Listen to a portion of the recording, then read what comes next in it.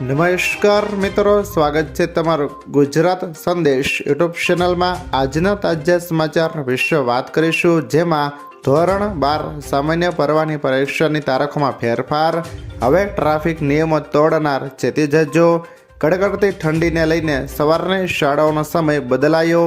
શિક્ષણ વિભાગનો મહત્વપૂર્ણ નિર્ણય। ગુલાબી ઠંડીમાં કમોસમી વરસાદની આગાહી। આ તમામ સમાચાર વિશે આ વિડીયોમાં વાત કરીશું। તે પહેલાં જો તમે અમારી ચેનલમાં નવા છો તો નીચે લાલ કલરનું સબસ્ક્રાઇબ બટન આપેલું છે, તેને દબાવીને બાજુમાં રહેલા ઘંટડી બટનને પણ દબાવી દેજો, જેથી મારા આવનારા તમામ વિડીયોની માહિતી તમને મળતી રહે। ધોરણ 12 સામાન્ય પરવાની પરીક્ષાની તારીખોમાં ફેરફાર। ગુજરાત શિક્ષણ વિભાગ દ્વારા ધોરણ 12 સામાન્ય પરવાની બોર્ડની પરીક્ષાની તારીખોમાં ફેરફાર કરવામાં આવ્યો છે, જેમાં 14 માર્ચ સરકારે ધૂળેટીની રજા જાહેર કરી હોવાથી 13 અને 14 તારીખના રોજ પેપર લેવામાં આવશે નહીં। જે મુજબ ધોરણ 12 સામાન્ય પરવાની બોર્ડની પરીક્ષા તારીખ 27 ફેબ્રુઆરીથી 17 માર્ચ દરમિયાન યોજાશે। આમ ધોરણ 12 સામાન્ય પરવાની પરીક્ષાનો સુધારેલ કાર્યક્રમ બોર્ડની વેબસાઇટ ઉપર મૂકવામાં આવેલ છે। ત્યાર પછીના સમાચાર વિશે વાત કરીએ તો શિક્ષણ વિભાગનો મહત્વપૂર્ણ નિર્ણય। ગુજરાત સરકારે સ્કૂલોના પટ્ટાવાળાઓને રાહત આપી છે। હવે તેમને પરીક્ષા વગર જ પ્રમોશન મળશે।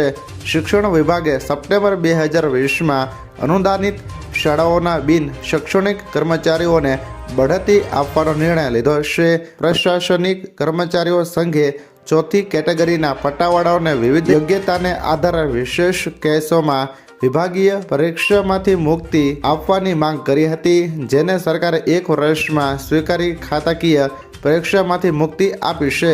ત્યારબાદના અગત્યના સમાચાર વિશે વાત કરીએ તો હવે ટ્રાફિક નિયમો તોડનાર ચેતી જજો। અમદાવાદની ટ્રાફિક પોલીસ AI કેમેરાથી સજ્જ થઈ છે। અમદાવાદ પોલીસ કમિશનર તરફથી ટ્રાફિક પોલીસને 32 જેટલા AI કેમેરા આપવામાં આવ્યા છે, જે સતત ટ્રાફિક પર બાજ નજર રાખી રહ્યા છે।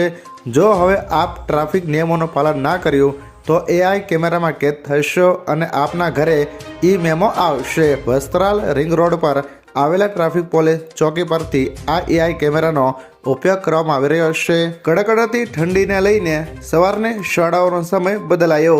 રાજ્યમાં ઠંડીનો માહોલ જામ્યો છે।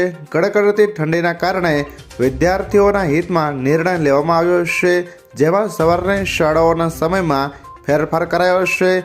રાજકોટ જિલ્લા શિક્ષણ અધિકારીએ જિલ્લાની તમામ સરકારી અને ખાનગી શાળાના સમયમાં ફેરફાર કરવાનો નિર્ણય કર્યો છે, જેમાં સવારની શાળાઓ હવે 30 મિનિટ લેટ ખુલશે।